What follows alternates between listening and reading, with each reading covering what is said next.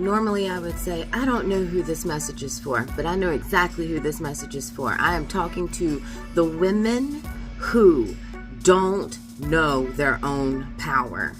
That's who this message is for. See, it starts with the words we speak and the thoughts that we have. And before anybody gets ready to jump bad, you don't know my whole life story. So I'm going to advise you to just sit back and allow this to elevate you. If I see another video of women saying things like, I had to give him my number. I mean, I have to. I could get unalived. Baby doll, I don't know if someone's ever told you this, but fear feeds fear. These little punks that run around, and I call them little punks, I don't care if they're 6'8" and 235 pounds. I don't care how big or small they are. These grown boys who run around and allow you to be fearful of them unaliving you or putting hands on you. Your fears are what feed their elusive power. They ain't got no power. They are scared, shameful, full of guilt, full of shadow work that they have failed to fucking do. But they have learned that they can appear and feel powerful because y'all let them. I know it's not easy to hear, but it is the truth. When you say things like, I had to give them my number because he might unalive me, you just fed their falsity of power. Your fear did. You know, it's great to think that, light feeds off, the dark feeds off the light. No. Fear fucking empowers fear. I'll say it again. Fear empowers more fear. So when you walk around and say these elusive statements, you're actually part of the problem. You're not helping the solution. But I'll be goddamned if I'm going to be scared of something that got here because of a woman. Yeah, you heard me. I don't care how many seeds men plant. If it wasn't for the woman going through 9 months of pain, that little punk wouldn't even be here to have breath, to have this elusive power that they are superior or that they got something over you. It is time to rise and conquer your own fears. Because once you do that, you quit coming up against all this other dumb, dark shit fear. Why? Because it can't feed off of you no more. It don't want nothing to do with you because you challenge it. Let me tell you a story. I went to Atlanta to go visit my sister, one of my sisters, who has daughters. One of my nieces was with me. We had been out running around all day, me, her, and my sister.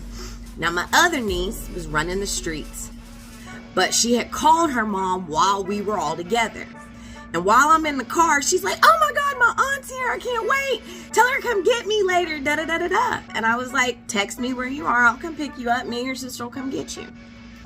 Her sister taps me on the shoulder. She's like, girl, she into some crazy stuff. I said, that's cool. If she wants to see me while I'm in town, I will gladly go grab her, scoop her up. We'll all go hang out.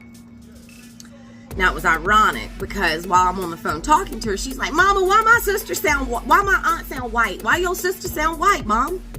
I said, don't worry about how I sound. Just worry about keeping your shit together because I'll see you later. We'll all go have dinner. Long story short, my niece, who was in the car with my sister and I, she and I go scoop up her sister. Now, she sends me the address and she's at this hotel in Atlanta. Y'all, when I pull up, why do I see a man with his hands on a woman's throat hanging her over a banister? My niece said, oh, Auntie, there she is. I said, there who is? She said, your niece.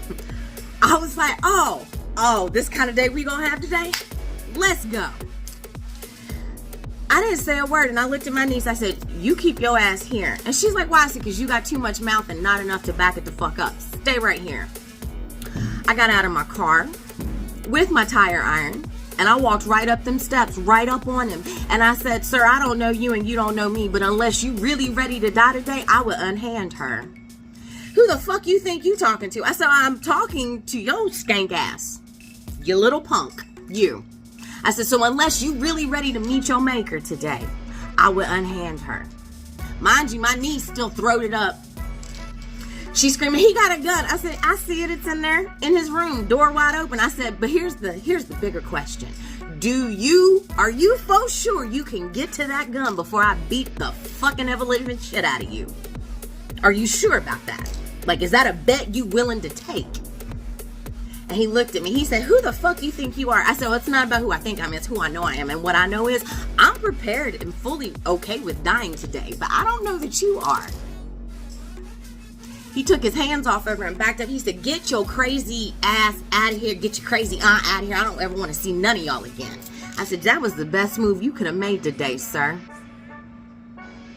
We got in my car and she looked at me and she goes, you walked up there with no fear. I said, I fear no man because every man got here because of someone that looks like me. And I said, I bet you anything, his mama's probably my size. I said, but the problem started with somebody allowed him to think that his elusive power was going to get him somewhere. I said, the only place that was going to get him today was fucked up. So women, y'all can keep feeding the power, their false power with your fear, or you can rise up. It's that simple. It's one of two options. But see, the problem is people don't like the truth. Y'all want something to blame. So you want to keep blaming things? Keep living the reality you have. You ready to rise up? Dig down deep, conquer your own fears, and understand there is nothing outside of you that can do more damage to you than you've already done to yourself by believing the lies that you keep telling yourself or that someone told you. I'm learning so much today. Next move, on the mat. You're essentially pinning my hand down to your body. So I'm not able to Pull away. Yeah. We tried it a few times. It doesn't feel like I should be able to do this. Well, great. we've been lied to. We've been lied to. Girl. Okay, here we go. So I'm punching. You're gonna catch. Yep. Good. Yes.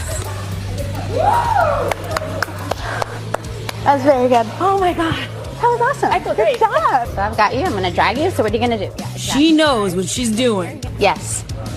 Perfect. Your exit point is always going to be where my fingers are locked. You don't want to fight against my strength. You want to go away from it. Yep. So. She's really got me. She's got me. Got a strong grip. From here. And so you're going to bring your right arm across my face. Coming up here. Yes. So establish your base. Good. That's my base. Yep. Yeah. And up to here. Oh my God.